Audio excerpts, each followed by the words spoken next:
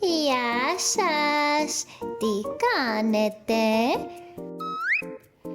Στο σημερινό μας βιντεάκι θα μιλήσουμε για κάτι που μας αρέσει πολύ. Γιατί? Για το γλυκό κεράσι. Ένα σύντομο βίντεο με το τι θα χρειαστούμε και πώς περίπου το φτιάχνουμε. Εδώ λοιπόν έχουμε τα κερασάκια μας. Και πώς ξεκινάμε? Πλένουμε τα κερασάκια μας με μπόλικο νερό. Νερό εδώ, νερό εκεί. Και τα αφήνουμε να στραγγίξουν λιγάκι. Οπ! Τι έχουμε εδώ? Ξέρετε τι είναι αυτό το εργαλείο? Λοιπόν, είναι ένα εργαλείο για την αφαίρεση κουκουτσιών. Τοποθετούμε το κερασάκι μας με αυτό το τρόπο και πιέζουμε. Κοιτάξτε πως βγαίνει το κουκούτσι. Οπ. Βλέπετε? Πάνε όλα τα κουκούτσια, καθαρίζονται.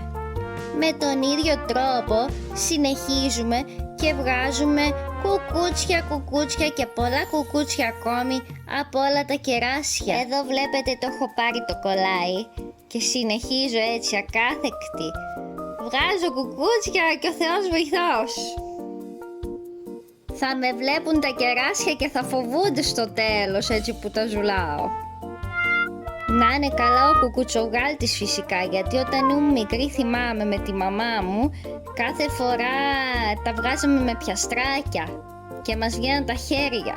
Ούψ, να εδώ όλα τα κεράσια είναι έτοιμα. Με τα κουκούτσια απ' έξω, τέλεια.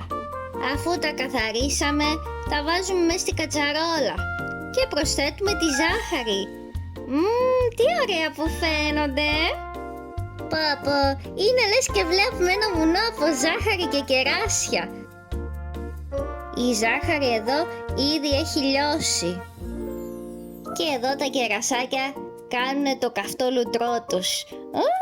Μπουρμπουλήθρες, φούσκες και κακό. Αλλά εδώ που τα λέμε, ποιος δεν θέλει να κάνει μπάνιο μες στη ζάχαρη, Και εδώ σιγά σιγά ανακατεύουμε. Πρέπει να ανακατεύουμε που και που. Μη μας κολλήσει το κεράσι στο πάτο της κατσαρόλας. Και όσο κάνουν μπάνιο τα κεράσια, βγάζουν αυτό το ροζ αφρό. Αυτόν εδώ. Το βλέπετε τον αφρό γύρω από τις μπουρμπουλήθρες και τα κεράσια? Αυτό εδώ το ροζ το βγάζουμε. Τι τέλεια!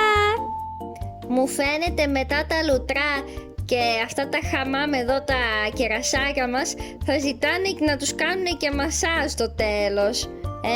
Τι λέτε? Μετά από τόση ώρα μες στη ζέστη, τα κεράσια βγάλαν όλα τα ζουμιά τους. Ανακατεύουμε μια τελευταία φορά. Όχι τίποτα άλλο, γιατί τα κεράσια θέλουν να κάνουν και μια βόλτα στην κατσαρόλα έτσι για να μην τη ξεχάσουνε πριν μπουν στο βάζο τους. Βλέπετε εδώ? Και τα αφήνουμε και λίγη ώρα να ξεκουραστούνε πριν μπουνε στο νέο τους σπίτι. Ευχαριστώ πολύ. Και κάτι τελευταίο. Δεν χρησιμοποιούμε ποτέ την κουζίνα χωρίς τη μαμά μας.